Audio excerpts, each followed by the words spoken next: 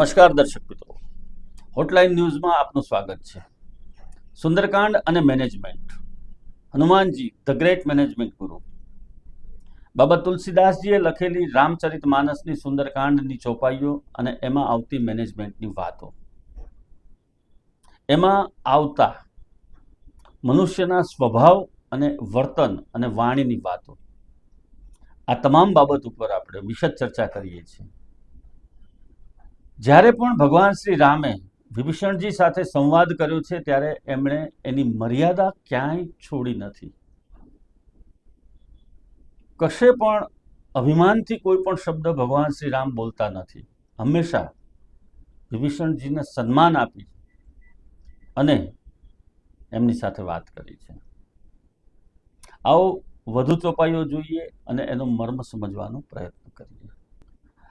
अब मैं कुशल मीटे भय भारे देखी राम पद कमल तुम्हारे तुम कृपाल जा पर अनुकूला ताहि न व्याप त्रिविध भवसूला मैं निशीचर अति अधम स्वभाव शुभ आचरण किन्हो ने काहो जासु रूप मुनि ध्यान न आवा ते ही प्रभु हरसि हृदय मोहिलावा अहो भाग्य मम अमित अति राम कृपा सुख पुंज देखौ नयन बिरिंच शिव सेव्य जुगल पद कंज.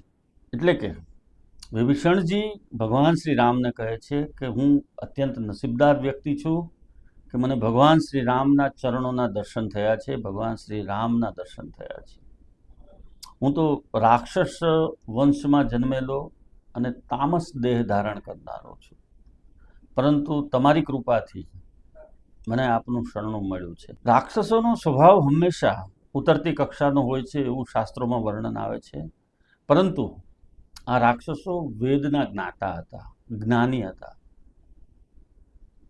એઓ દેવતાઓને સમાન જ્ઞાન ધરાવતા હતા. અમુક કિસ્સાઓમાં તો કદાચ દેવતાઓ કરતાં પણ વિશેષ જ્ઞાની હોય એવી પણ વાતો આપણને આપણા શાસ્ત્રો અને પુરાણોમાં મળે છે. પરંતુ એમની મનોવૃત્તિ જે છે એ મનોવૃત્તિ અને વિચારો હલકી કક્ષાના હોવાને કારણે એમને આ દિવસો ભોગવવાનો વખત આવે છે. એ અખાદ્ય ખાય છે, એમના ભોજન તામસ પ્રકારના છે, અને તામસ પ્રકારનું ભોજન કરનારા એના વિચારો ક્યારેય શાંત ન હોઈ શકે, એ ઉપદ્રવી હોય. રાક્ષસોમાં આપણે જોઈએ તો 4 વેદનું જ્ઞાન હતું રાવણ પાસે, મહાન પ્રખર પંડિત હતા જ્યોતિષના, ખગોળીય જ્ઞાન એની પાસે હતું. એમના લખેલા ગ્રંથો આજની તારીખમાં આપણે ભણવામાં ઉપયોગમાં લેવામાં આવે છે,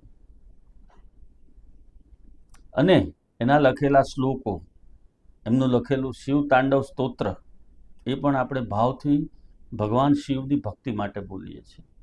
તો સામેની કંપનીનો કર્મચારી જ્યારે તમારે ત્યાં નોકરી ઉપર લાગે છે ત્યારે આપણે આગળ જોયું એ પ્રમાણે એના ગુણ અવગુણ સહિત એનો પૂર્ણ સ્વીકાર કરવાનો એ ભગવાન શ્રી રામ શીખવે છે.